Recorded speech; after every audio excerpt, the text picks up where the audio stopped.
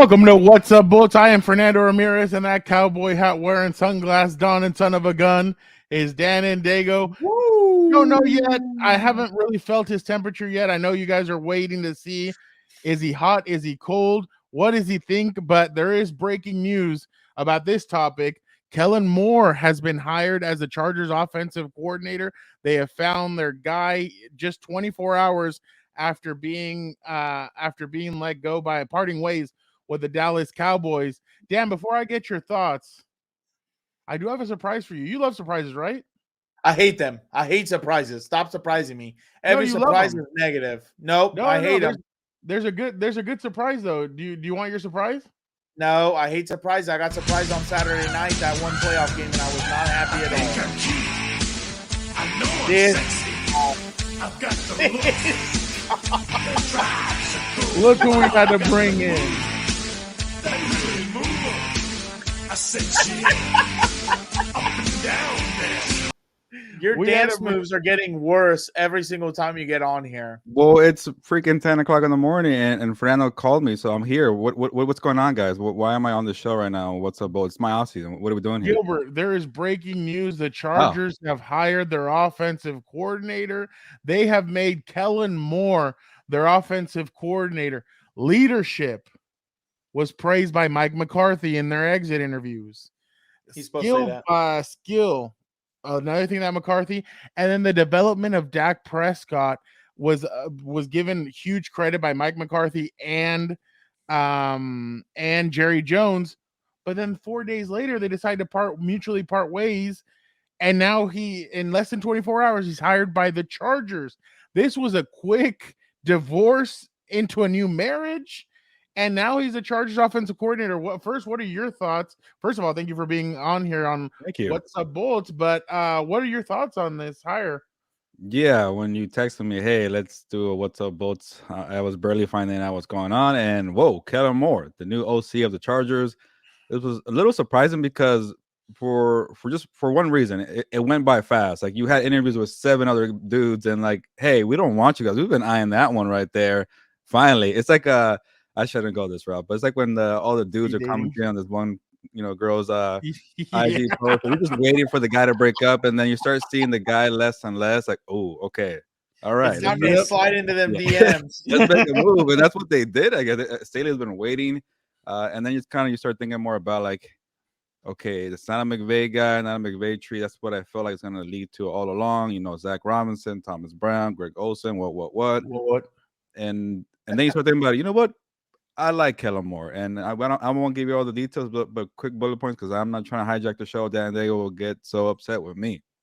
But you want to push the ball down the field. When you got the son of Odin, did I get it right? That's right. That's right. Strong arm, and you want to push that thing down the field. Kellen Moore does that. At times, too much. It was a pass-heavy offense, but this year he evolved. Maybe the numbers dipped a little bit, but when you got Tony Pollard and he's going lights out, becoming a Pro Bowler, you could adjust. Good sign. And then you know how to pass the ball. You're creative with your concepts. And I know the OC usually gets only the credit for the play calling, but overall, like, CeeDee Lamb developed, the offensive line developed. We'll get into Dak Prescott a little bit. But the more I think about it, the more I like this scheme.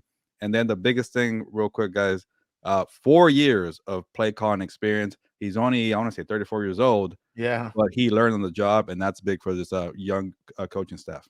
That's exactly what Brandon Staley and Tom Telesco said that they wanted. They wanted somebody who could come in, who had experience, who had leadership, who had all that stuff. Well, now you brought it in, and I was a major Frank Reich should be this guy. Frank Reich gets the other job, and then you start thinking, well, why are the Chargers not, like, they're not doing second interviews with anybody? They haven't really complete. Like, I thought they were waiting for maybe Kyle Shanahan to get eliminated from the playoffs, or maybe somebody, or the Cincinnati Bengals to get eliminated to maybe go that route. But then as soon as they part ways, and it's like, boom, they've signed, and the Chargers just announced it on their Twitter. Welcome to LA, coach. We've agreed with terms with Kellen Moore to become our offensive coordinator. You got to get rid of the report thing now on the. Yep. It's officially official. It's officially official. Dan, go ahead and give us your thoughts. This is my thing. this is my thing. This is why I'm a little bit optimistic because number one, it can't get any more piss poor than Lombardi's offense was. So that's at least, you're seriously scraping at the bottom, and that's what it was. So there's when you hit rock bottom, there's only one way to go, and that's up. This is what gives me hope about Kellen Moore as an offensive coordinator. Number one, he's upgrading 1,000% in the quarterback. Dak Prescott is light years behind Justin Herbert, the son of Odin, god of lightning. And the other thing is, I think he did a lot better job with the tools he had. I think Keenan Allen, Mike Williams, better duo than who did CeeDee Lamb have? They got rid of Amari Cooper, and I think their other receiver was Tony. And Dalton Schultz had a resurgence this year also. So he did a lot of good things. And that's what I think this was to me the biggest thing they needed at offensive coordinator for this 2023 season. You need a guy who's flexible with the pieces he has on the field. And I don't think Joe Lombardi was that at all. I don't think he was flexible at all. He tried to plug and play, and it doesn't always work like that. These guys don't have the same skill sets as the others. So that's what I think you're getting with Kellen Moore, because Dalton Schultz ranking in tight ends, I don't think he's top 5 or whatever. He's solid, but it's not like he's a Travis Kelce or anything like that. He's solid. He's productive. Tony, similar. I think Keenan Allen and Mike Williams are better receivers. He was productive. And CeeDee Lamb, he found ways to get him open, even though obviously teams were running key on him and everything else. And I think the biggest thing also is the run game. He was very creative in the run game to get Tony Pollard production. So I think that's going to be, one of his biggest tasks at hand, to find a second running back or to do something that gets Joshua Kelly involved and more productive, more reps and everything else, because that's what's missing in this team, the run game. And that's what you said. 2,000 yards of total offense from Tony Pollard and Ezekiel Elliott. Over 2,000 yards, 24 touchdowns between them. And I know Austin Eckler had 18 touchdowns. He had 1,600 yards all by himself. But the thing is, you need that second back, because in the Jacksonville game, Gilbert, what happened? At the end of the game, what were the Chargers trying to do? Run the ball out, and they were trying to run out the clock. Austin Eckler is not that type of back to end the game. Go ahead, Gilbert. Can I make a quick point? When coaches move, the players like to follow. You know who's a free agent? Tony Pollard. There you go. Go ahead, Fernando. Just wanted to say. No, and I know you bring up a great point, and that's the thing. Maybe he's cheap. Maybe he decides, because the cap situation, I mean, we all saw what the cap is going to be, so we'll see what how the Chargers will be now with that cap situation. But Tony Pollard is a huge weapon for that team. Maybe he comes over and says, hey, you know what? I like Kellen Moore's system. I want to be with I'll go with the Chargers. And now he'll come over, especially because I know that the Cowboys are a little bit tight with their cap. But it's going to be interesting to see what they do. But that's the thing, is that, and I think Gilbert used the word evolved. He evolved last year and was able to use both running backs in the positive. Austin Eckler should not be touching the ball as much as he is. And I think I don't know if the running back that they need is on this team. Maybe Kellen Moore comes in and says, I don't need Joshua Kelly. I don't need Larry Roundtree.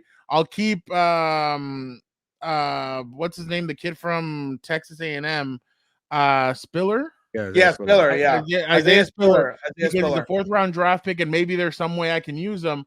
But maybe he does bring in Tony Pollard and tries to bring him in. But I go back to what you said, Dan, and he can bring the best out of players, and that's going to be interesting to see, because the Chargers tight end position has not been the same since Hunter Henry has been here. They've had guys come in and out. They had Jared Cook last year.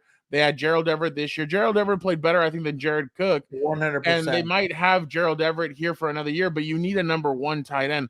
I don't think Gerald Everett's a number 1. I think they do need another tight end. I'm sure they'll be looking in the draft. But you need to get this kid more playmakers, and really, Kellen Moore has done a good job of making guys into playmakers, turning 5th round, 6th round receivers into useful weapons. So I think that's going to be a big part of what he brings. But Gilbert, I mean, I don't know what you've seen from you. I mean, you watched the Cowboys play the Rams this year. What did you see from the offense? Well, the biggest thing to me was Tony Pollard needs to be the featured back. Enough with the Zeke stuff, and Tony just popped. And actually, Fernando, Tony's been kind of on my radar since the year before, when the Cowboys went to play against the Chargers. And remember, Michael Parsons made his debut as an edge rusher, and Tony Pollard had these big, I want to say maybe a big touchdown, but he's been flashing. And they finally came to a sense that, okay, let's make this guy one of the focal points here. And credit to Kellen Moore, he adjusted the system. And it wasn't just kind of a boring, like, I formation, pound the rock thing that Dan Dago I loves. love it. I love it. I love But it. it was more creative that we don't know when it's going to go to Antonio Pollard. Oh, okay, now to CeeDee Lamb, Schultz, like Dan Dago said. So it's a very creative offense. And now I started thinking more about, getting Pollard to the Chargers. And it's going to be a big storyline. Now we're starting here. Why not? But the big issue with Antonio Pollard, he had that unfortunate injury in the playoffs. Let's see how he is. With I think it's a broken ankle, right? So maybe it should be okay. It's not like a ACL or a knee thing. And then, but if you're the Cowboys, you already paid Zeke, and you saw how poorly that went. Are you going to be like, I don't know, I want to pay another running back who's going to command top dollar? Maybe the Chargers are willing to do it, but then again, the Chargers have their own cap issues. But Fernando, as we saw today, the cap went up a little bit, so maybe you have more flexibility. And then the other issue too, if you try to get Pollard in, do you try to mix him with Austin Eckler? Austin Eckler has one more year on his contract, and it's an affordable contract. Maybe it could be a trade chip. I don't know if I'm starting that narrative, but when you got to make a lot of changes, and he's a good player, and you're trying to get Pollard, and then you're trying to get a receiver, hint, hint, or whatever you want to do to evolve this offense, the options are not running in my head. But that's the thing. You always see it in the NFL. They always follow the coach who helped them become a star, who believed in the way they play, who brought out the best in them and the way they play. So that's the thing I see with Kellen Moore. The only thing I have some issues, there were some blunders in the time management. And I know Mike McCarthy gets the blame because he's the one in charge of the time. But you would think Kellen Moore would help out in some way. And there was a lot. By the way, the first thing you got to do, Fernando, ask him about the final play against the 49ers. What the hell? Yeah, leave that crap in Dallas, dude.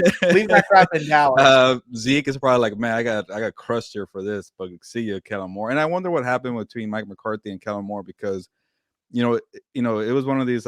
You're forced to keep the guy because Jerry Jones for like 5 years, like 4 or 5 years ago, everybody thought he was gonna be the first Sean McVay. Like, a young coach. Maybe it might have been after, but yeah, it was about 2018 because Kellen Moore was a quarterback at Boise State. I remember watching the guy play. And by the way, he's a Northwestern guy. He's from not the college, but Pacific North. There we go. He went to Washington, and obviously Justin Herbert's from Oregon, so they love that little area there. But he was a quarterback at Boise State, and then he couldn't make it in the NFL. And Jerry Jones just loved him, I think, with the Cowboys, right, as a player, and quickly became a quarterback's coach. Quickly became the OC, and Jerry Jones just really liked this guy. But he was just too young. But now he has that 4 years of experience. And I'm just curious to see what Kellen Moore does in a different environment with the Chargers. And I really think Brandon Staley's going to let him do what he wants to do. Hey, just do your thing. Let me be in charge of the fourth down. I wonder who's in charge of the time management and all that because Staley has a lot going on. I think Staley has a guy, doesn't he? Like he has a guy. I guess so. But they got to be better with that, as we saw in the Jacksonville game. But when you have Staley's defense finally, emerging, and then you could trust a guy in Kellen Moore. Hey, you've been the OC. You've done you've done the experience part. You've been in big games. Now do what you got to do. But Fernando and Dan, I guess I ask you this. Why do you think Staley went this way? Because we were all thinking it'd be a Sean McVay guy. Yeah, Dan, I'm going to let you go first. I think 100% it was this. I think what I've learned, starting to learn like the profession of media from you, Fernando, Uncle Joe, shout out, Sir Jeffrey, shout out, and everybody else, I think 100% one of the major jobs a head coach has to do is stay ahead of the media, stay ahead of the narrative, right?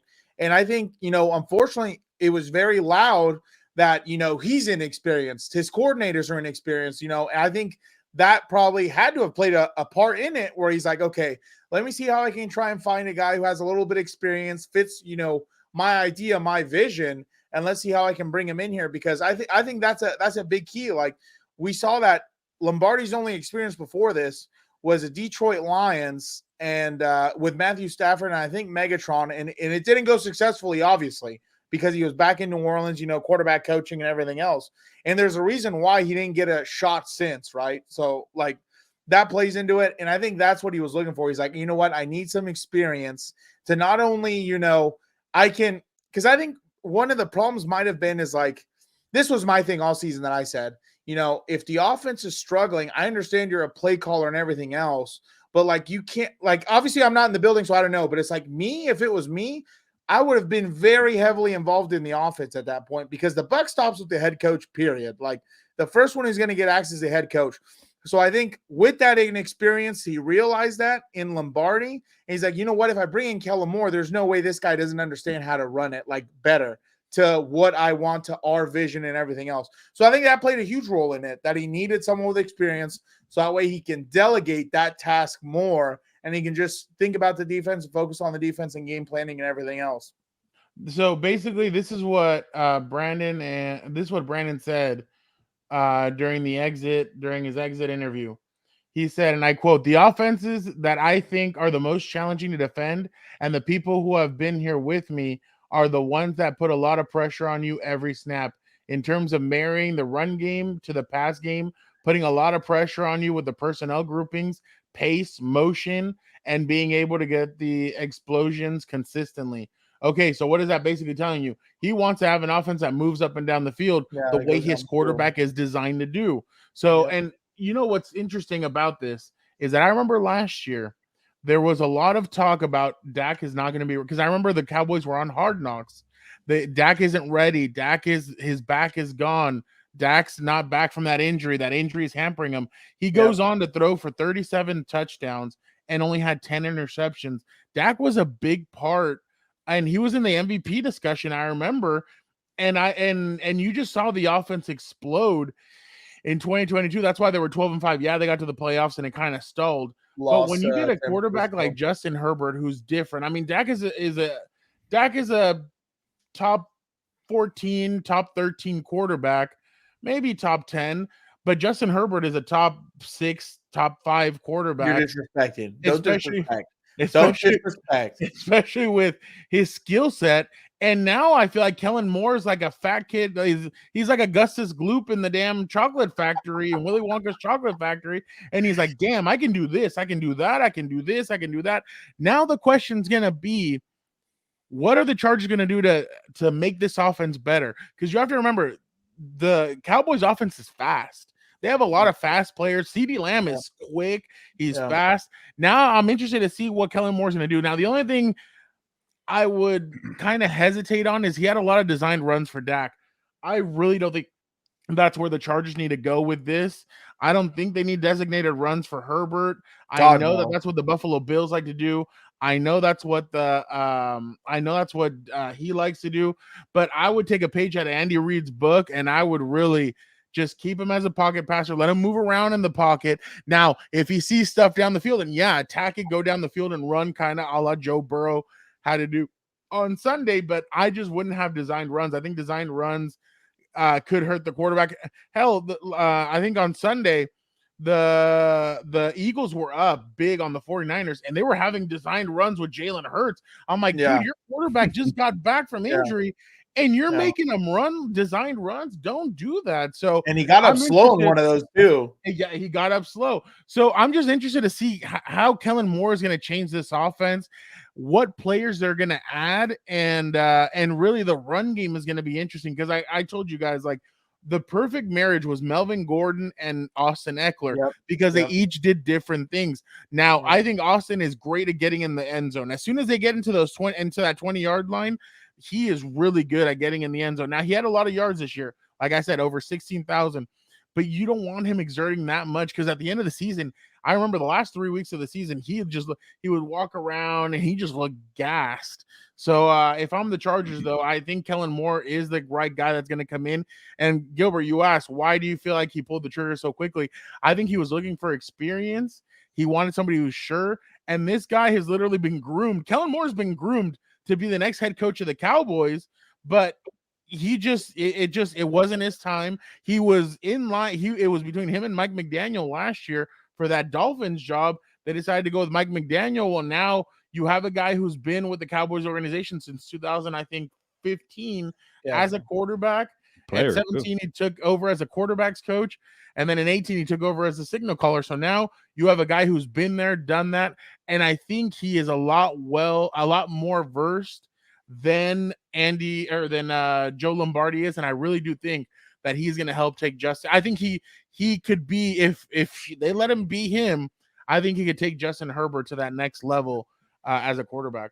Yeah, Fernando, you brought up a few points I want to touch on. And the one that, I'm sure Dan could appreciate that's frustrating is, like, he finally got a guy who's known for pushing the ball downfield, pass heavy, stretch the field, all that. And it makes you wonder, why didn't Staley at one point step in and say, Joe, please, I'm begging you, push the ball down the I'm field. telling you. I get this guy's accurate. He's completing passes are 10 yards for at a 70% completion rate.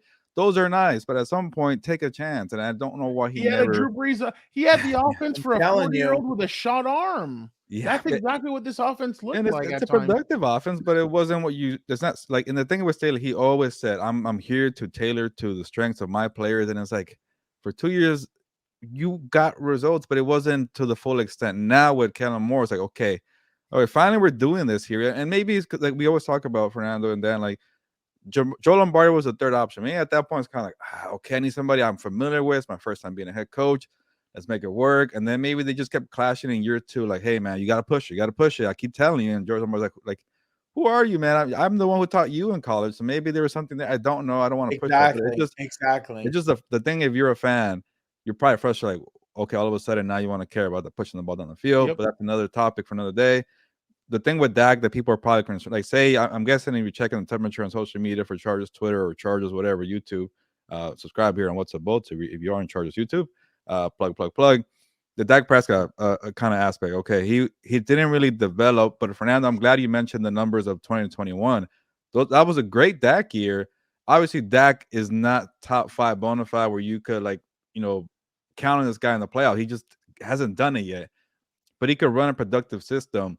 And that 2021 year, the defense was really bad. I remember being surprised how bad the defense was. And then this year, the defense was really good. And then they were more of a balanced attack. And keep in mind, Dak Prescott missed 6-7 games, and maybe it took him a while to kind of get going. And that's why the numbers offensively didn't pop out. The 2021, they were like top 6 in DVOA offense, and that's for all the analytics people. You're just efficient all around. You have a great offense, and that's what people really go off of. This year they were 15, but again, the Prescott injury being more a running team. And then they averaged 31 points in 2021. They averaged 400 yards per game. Like, this guy could do it. And now, like you mentioned, Dan, you have better weapons here. And Justin Herbert, yes, is much better, light years ahead. No pun intended, from that Prescott. So I like to move the more I think about it. But yeah, if you go down all the candidates, like, they were all missing experience. They were all missing success. Kellen Moore has all that. Yeah, I completely agree. Dan, and also Dan, I was going to throw this at you. Talk about Cooper. I mean, Cooper Rush. Cooper Rush in there. Even though Cooper Rush threw for 5 touchdowns and 3 picks, it doesn't matter though. They were still winning games when Cooper Rush was in there, and you had to have given credit to Kellen Moore for that too. There's times where you think, okay, the head coach is like, when McVay's calling the plays, McVay's the guy. Other guys, the guy is the guy. Here, I really do think it was more Kellen Moore than it was Mike McCarthy because of the experience that he's had for so many years.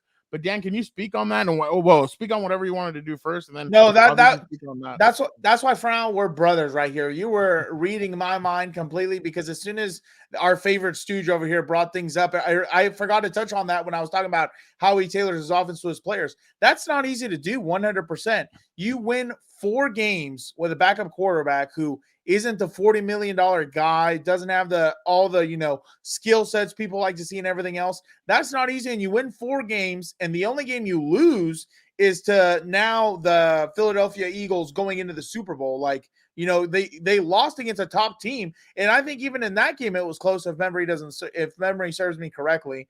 And I think this is the other thing, right? I think the other thing is that you need a guy who you think can beat the Kansas City Chiefs, in my opinion, because right now it doesn't matter. Playoffs, Super Bowls, you can't even think about that stuff right now because you can't beat the Kansas City Chiefs consistently. And I think the biggest way to defeat them in the playoffs is to make sure they do not play at home in the playoffs, because we saw yesterday, whether your opinions about the game or not, it's irrelevant, because the Chiefs at home are elite. Because that stadium's always rocking. They have a Hall of Fame head coach who's competent. And that Hall of Fame head coach knows how to scheme up for certain players and get people open, because he is all about how can I get these players to maximize the system, not the system maximize the players, if that makes sense. Like, it's all about how can the players thrive in here, not, whatever players plugged in here is going to thrive. And that's, I think, the biggest difference. So in my opinion, that's why they probably went with a more experienced hire, because they have to look in the mirror and say, who do you want to be? You lose essentially in the past 10 years. I think 4 of those was dominated by a Peyton Manning Broncos. Then the other 5 or so have been dominated by Andy Reid and the Kansas City Chiefs. It's like at some point you're going to have to look in the mirror and say, we're obviously doing something wrong. We have to beat our division rivals and, at least trade off and keep it close like they did in 2018. But obviously they came up short. And that's why I think the biggest thing is you have got to start beating the Kansas City Chiefs to take away home field advantage for them. Because let's face it, Arrowhead, everybody knows on this program, whoever's watched this program, I hate Kansas City Chiefs to the core. Yeah, I hate their guts. I can't stand watching them go to. Can I make one point and then I'll let Fernando do it? Yeah, I know you're looking far ahead, but you have a great point because a lot of people try to copy the Kansas City Chiefs, and I hate when people copy people. But when they're in your division, that's what you have to be. And it's been 6 years in a row, and a lot of people try to copy the Chiefs because they want to score more points. And like people kept saying that was the way. And obviously, with this new hire, you want to score a lot of points. But the Chiefs are now a complete team. Did you see Joe Burrow struggle against that defense, Chris Jones and those guys? Yep. So how many opportunities? Like, say you're in that moment, and you have Kellen Moore down plays with Justin Herbert, and you get opportunity after opportunity when the Chiefs couldn't score. You got to score the football. You got to be productive, put on drives. So what I like with Kellen Moore is like this to kind of combat the Chiefs' defense, not to become a track meet here. So when you got guys bringing pressure, they play some good sticky coverage. You got to figure out how to beat that when the time is. Like the Bengals could have beat them at Arrowhead Stadium. I mean, I get it. You gotta get the division to not go through there, but there was moments there, and that defense just kept crushing them every drive after drive. We lost Fernando, so I'm gonna keep ranting here. Yeah, go. If not, I got you. But that's a good point because you gotta think ahead. You gotta finally. I remember Anthony Lynn saying, Brandon Staley saying, you gotta beat the Chiefs, and for the Chargers, it means the most. But this move, I like it because you got to compete with that defense. That was a good defense yesterday, Dan. And you know what? You saw Steve Spagnuolo, shout out and credit to him. He started moving Chris Jones to the edge later in the game to try and change it up and scheme him up. And he got his first career sack, I think, off of that. And it's like the other thing is this, right? It's like you brought up a good point. The biggest problem, like you said, the biggest problem yesterday was that the Bengals could not take advantage, sustain drives, keep Mahomes on the sideline. That was the Chargers' problem all season. And, you and I differed over the performance of the defense all year, and that's fine. We can have differences. That's cool.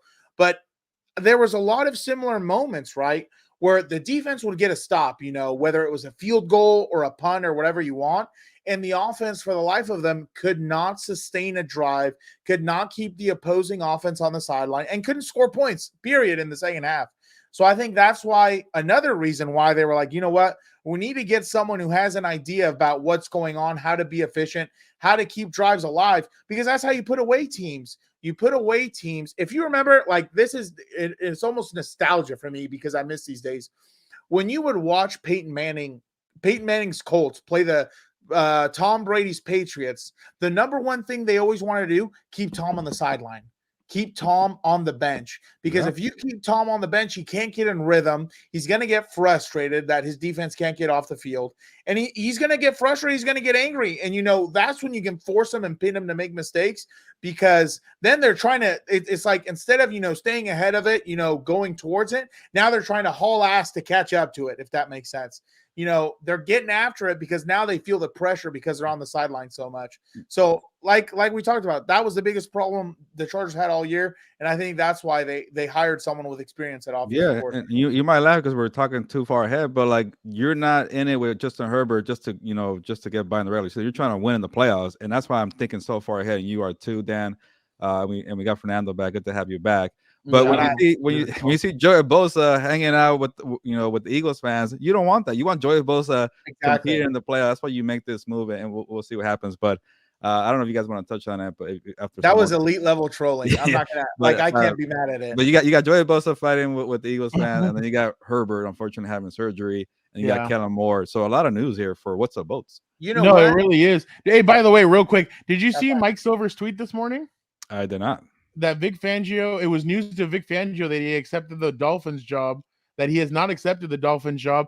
There's rumors that D'Amico Ryan's going to take the Houston job and Vic Fangio is going to go take the 49ers job. Oh, that makes sense. So some they were like, he's already been the defensive coordinator for Jim Harbaugh back when he was with the 49ers.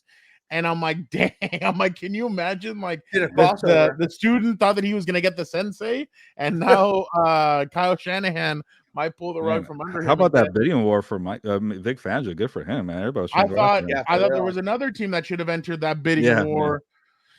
But obviously we want to say the play caller, which I mean, kudos to him if he wants to say the play caller. But I thought maybe you bring him your defense cater to that.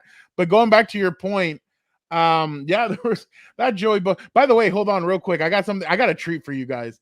Do you know that Kellen Moore and Justin Herbert have met before? Oh yeah, I was gonna say, can you please play that? I got you, Gilbert. Yeah, I didn't even know. It looks like a legit HR video too. Yeah, I never even knew this existed. Me neither. Oh God. I'm just super proud of how far these guys have come. When you think that you've done all that you can, do more. This is Who's just the other guy. Leighton Vander Esch. He looks like a guy from Blue Mountain KO with that. Yeah, for real. Audio listeners, you're gonna want to see this. Yes. Everything I've built is starting to fall apart.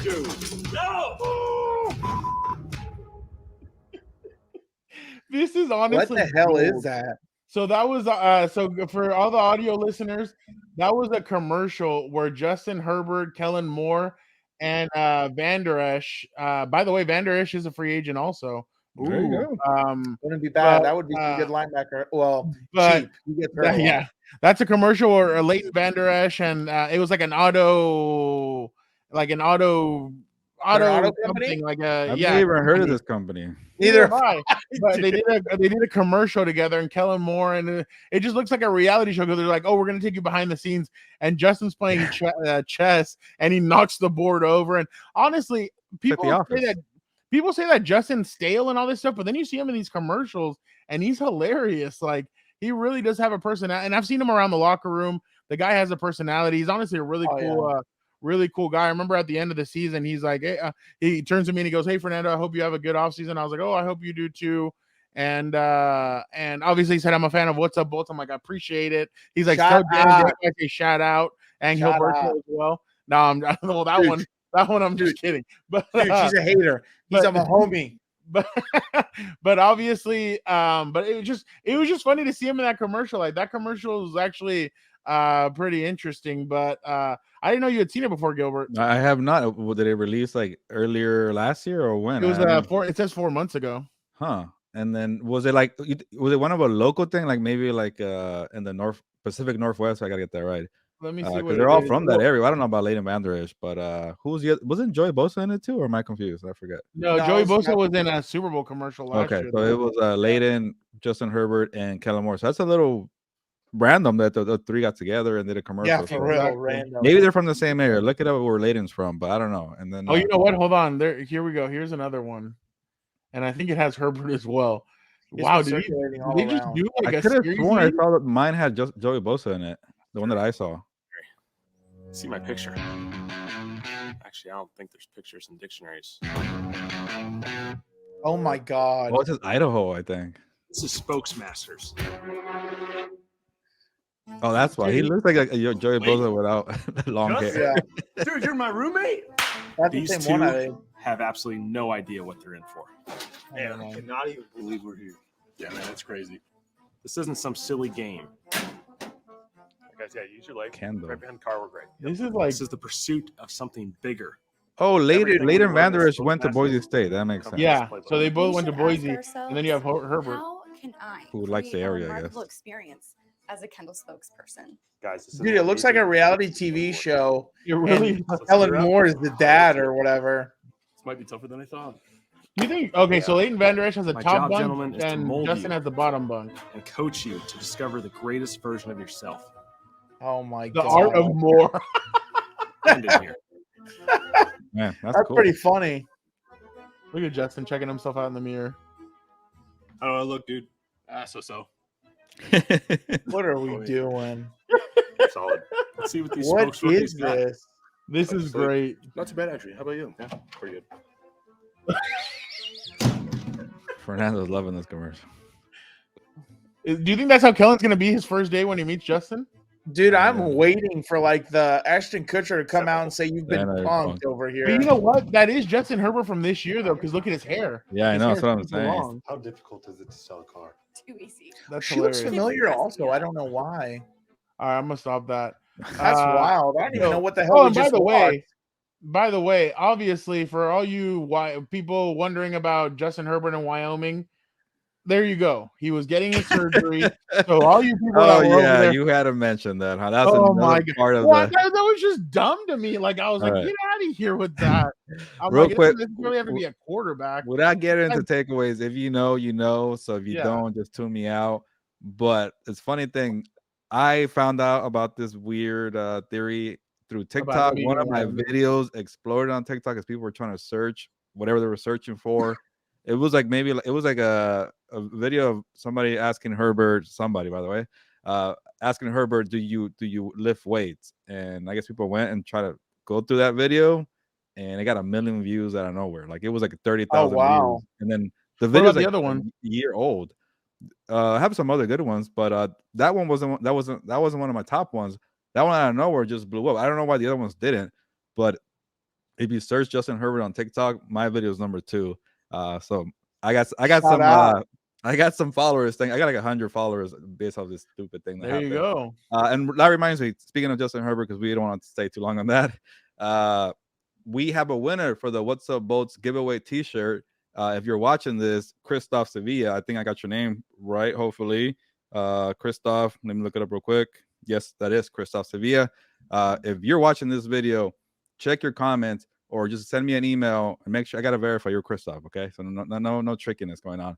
Send me an email, Gilberto at compasonthebeat.com, because you're the winner and you get that Justin Herbert Blitz T-shirt. I'm a man of my word. Go Chargers, go! And we wanted to get 200 subscribers, and we're almost at 250. So keep subbing. Be a compa, tell a compa. But I need to give the shirt away because you earned the Christoph Sevilla. And I hate having it in his closet. But but you know, you're right. So obviously there's a video of him in Denver, Herbert, where he has all this. Oh, you know that tape, that special tape that the players have. So he has it heavily taped, and it was after that Rams game. Remember that spear that he took, where he kind of got up and he started kind of grabbing at his arm. Yeah. So that must have been where the labrum happened. To play with that and then the ribs and all that, man, and the dude still put up top 5 numbers, Frau. Missing 2 receivers half the year. But to see all my boy's name, and the kid have to have surgery. Is that why he missed Keenan Allen in the playoffs and the throw there? Sorry. Probably. Who knows? He wasn't ready to go. He wasn't healthy. He's an absolute dog. And folks, for all you people who haven't noticed yet, the Chargers did announce that he will be ready for spring program. Spring program happens in about 2.5 months. So in end of April, that's when conditioning started and all that. He should be ready for that. So there's going to be no problem. Real quick, Fernando, if he comes back for OTAs, that's a good sign. If he misses OTAs or mandatory training camp, I'm not worried. When you should be worried is training camp. If you're not getting that chemistry with the new pieces, because you know it's gonna be new pieces every year it happens.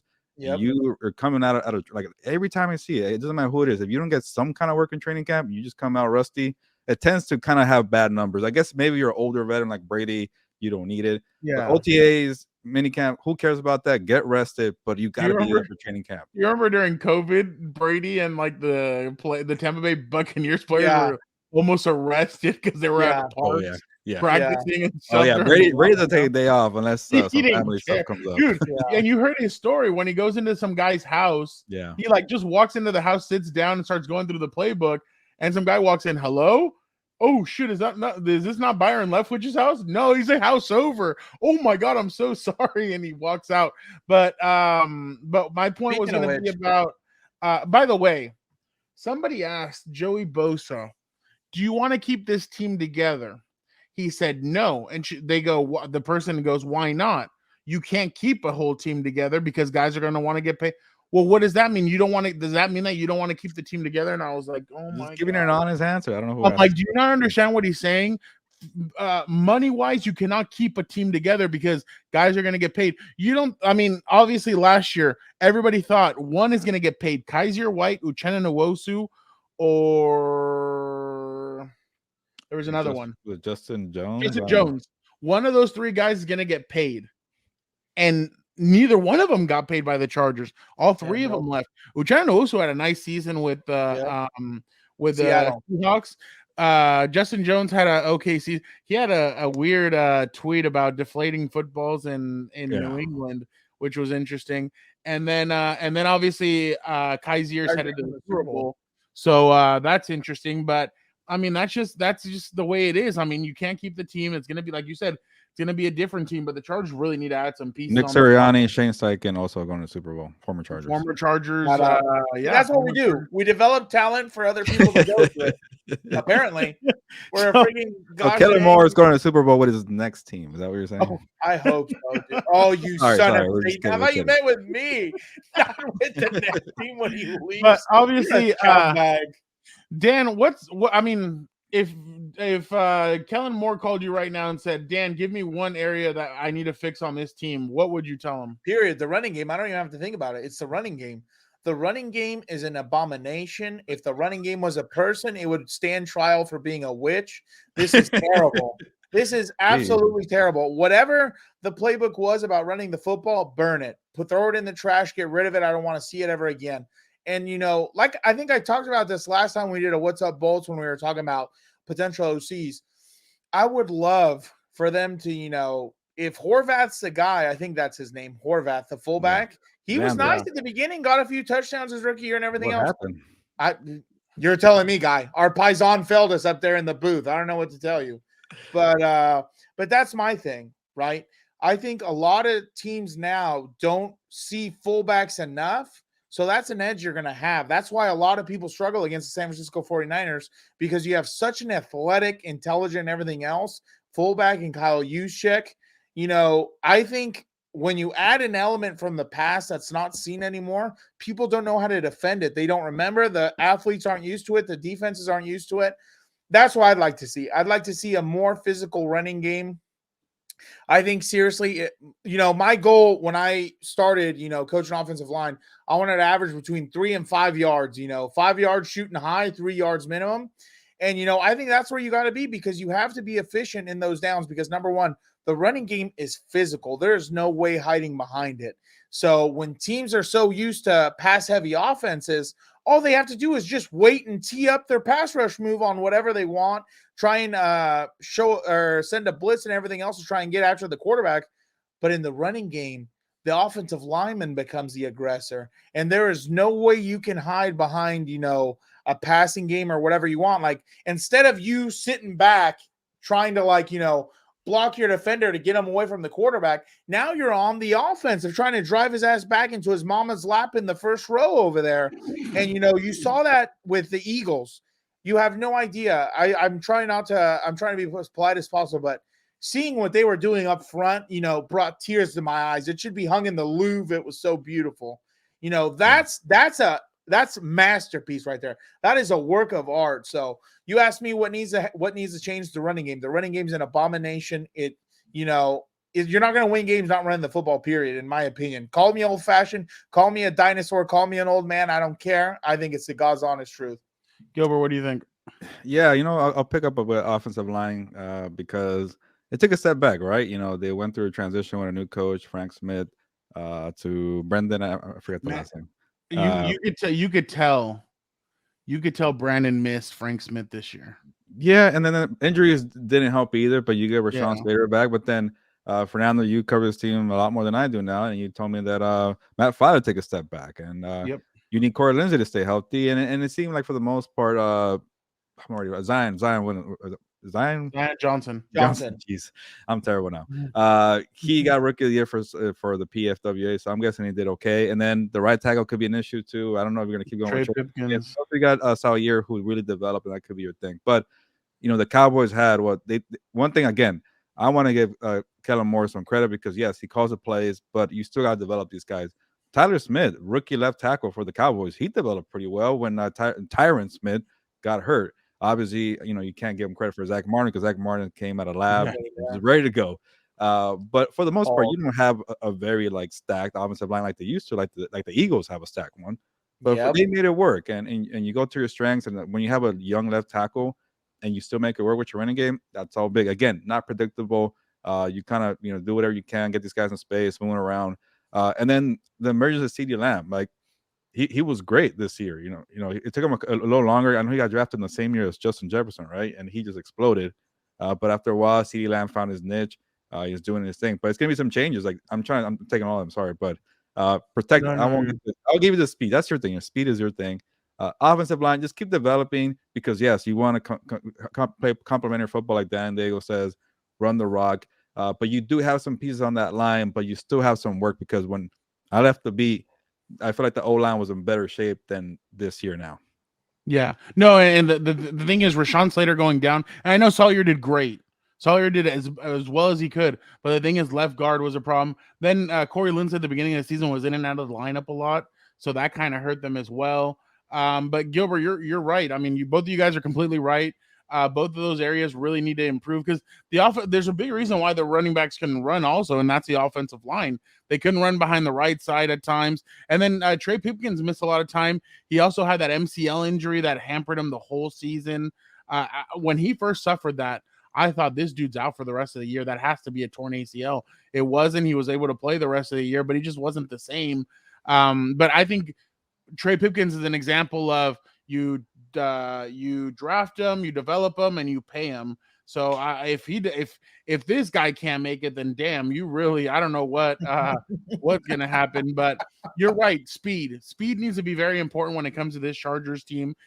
Mike Williams is a very good player, and I know Tom Telesco in his end of the year press conference was kind of going back and forth with Pop about, well, Mike Williams is fast. Well, yeah, but Mike Williams is not he gets down the field fast. But it's not that fast. Devontae Smith, CeeDee Lamb, Tyreek Hill, Jalen Waddle, those kinds of guys that you need in your offense needs to take the top off of the defense. And I mean, I'm telling you, and I've seen it before. If you have, and the thing is, you need a yin and a yang, and that's kind of why I think at times the Dolphins kind of suffer this year. I know everybody's going to say, "What do you mean, Jalen Waddle and Tyreek Hill?" Yeah, but you kind of need a player like Mike Williams. You kind of need that yin and that yang. The Chargers don't have it.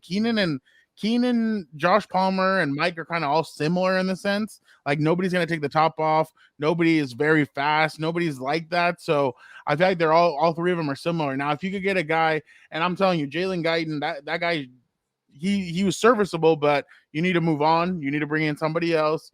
Yep. But this offense needs speed, and I feel like that's what Kellen Moore is going to want. He's going to want speed. He's going to want somebody that's going to go out there, that's going to be able to take the top off, that's going to be able to run.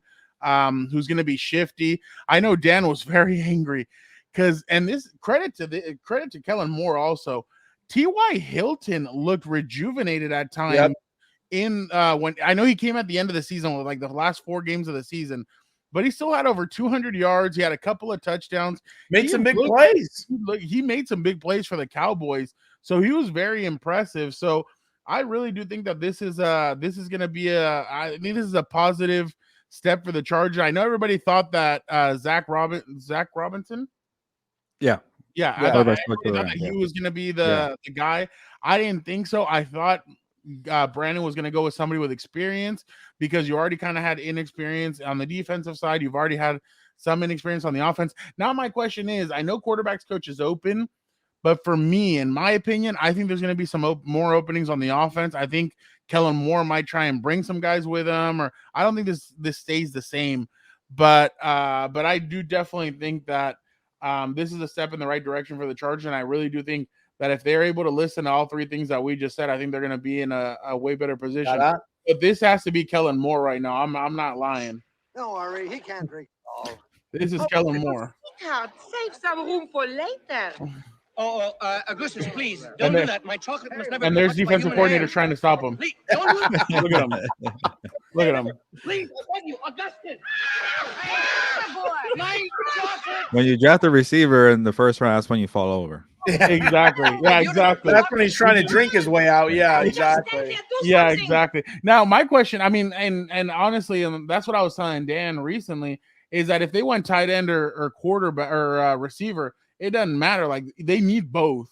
Because I was telling Dan, if you could, like, okay, Donald Parham's a free agent. I think they're going to move on from him. I think it hasn't worked the way they thought it was going to be, and he's good. The thing is, he just hasn't been able to stay healthy. But if you could have a 2 tight end system with like a Michael Mayer or the kid out of Utah or whatever, and Gerald Everett, you could have a good 2 tight end system. And that's where the Patriots really a couple of years ago, and I mean, I'm not trying to bring up who the Patriots had, but they had Robert Gronkowski and they had somebody else on there.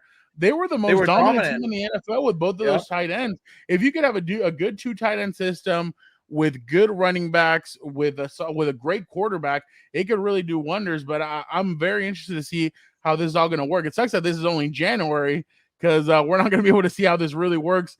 And we know Brandon Staley, we're not going to know how this works until September. No. And for all you social media journalists and all that who think that by training camp you're going to know how this offense is going to work, well, let me tell you something, brother. You ain't going to know until the games, because Brandon Staley and these guys aren't going to show us anything. Gilbert, did we know? I mean, we had seen glimpses, but you and I, and even some people will admit, we didn't know Justin was going to be that good. We didn't see him during training camp. The Chargers saw him. The players saw him because they did sessions without the media being there. But we didn't know. We had seen a couple of glimpses, but we didn't know that kid was going to come out here and throw for 37 score 37 touchdowns. Like, we didn't know that.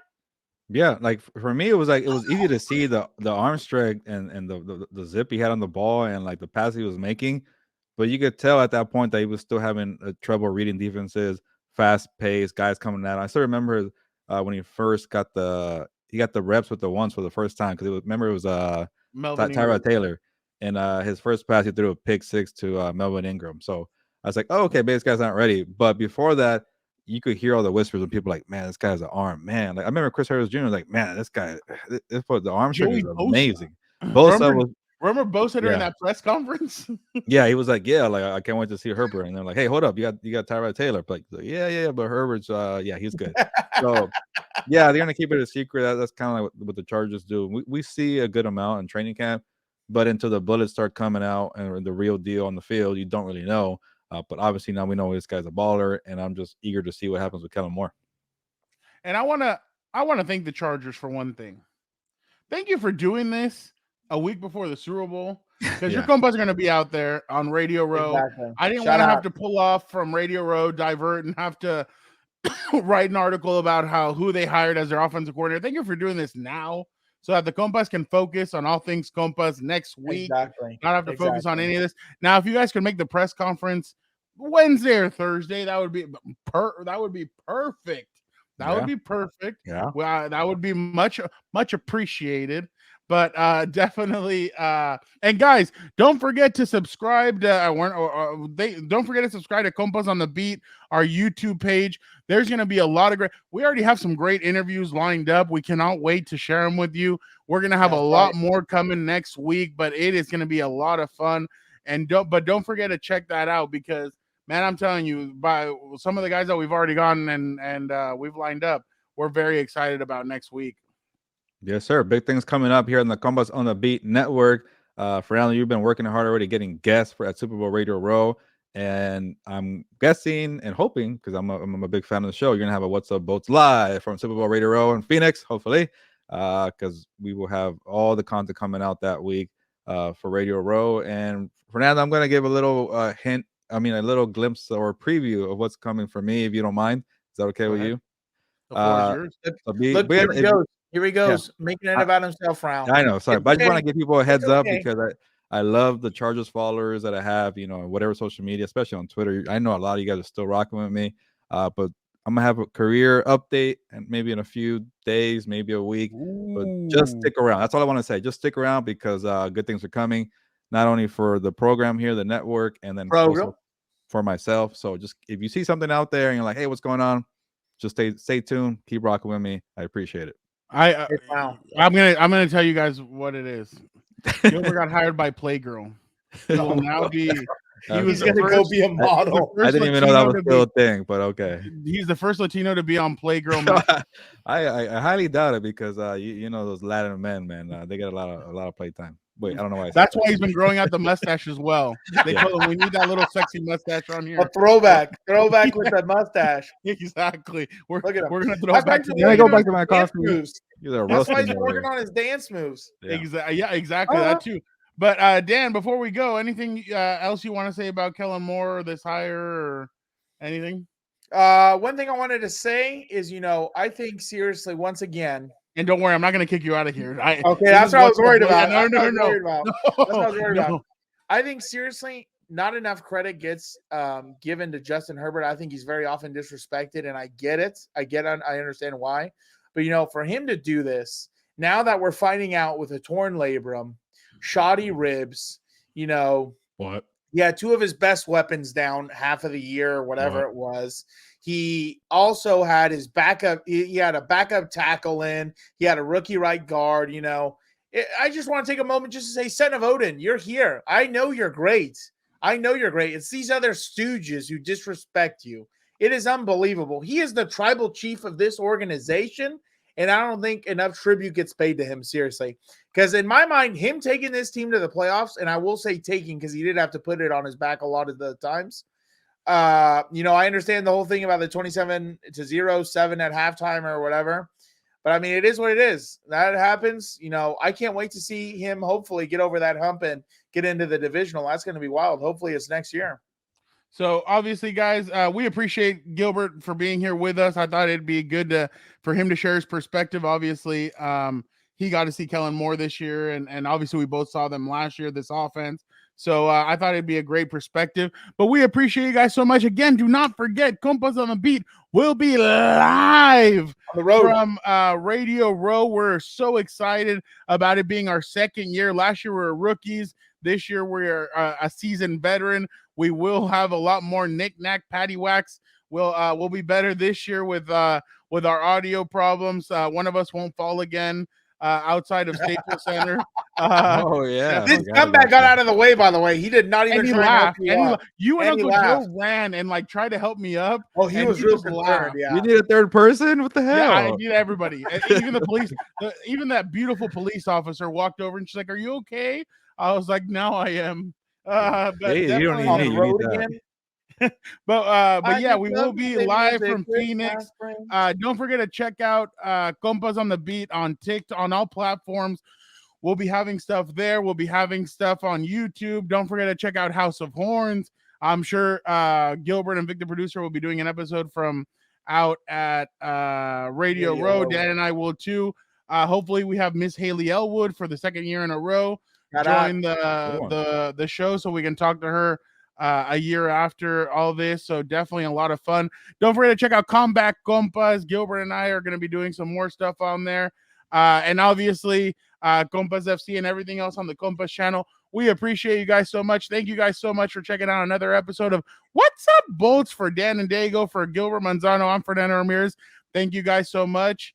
And don't forget to check out Compas on the Beat this week. And don't forget to subscribe because next week we will be live from Radio Row. On the road again.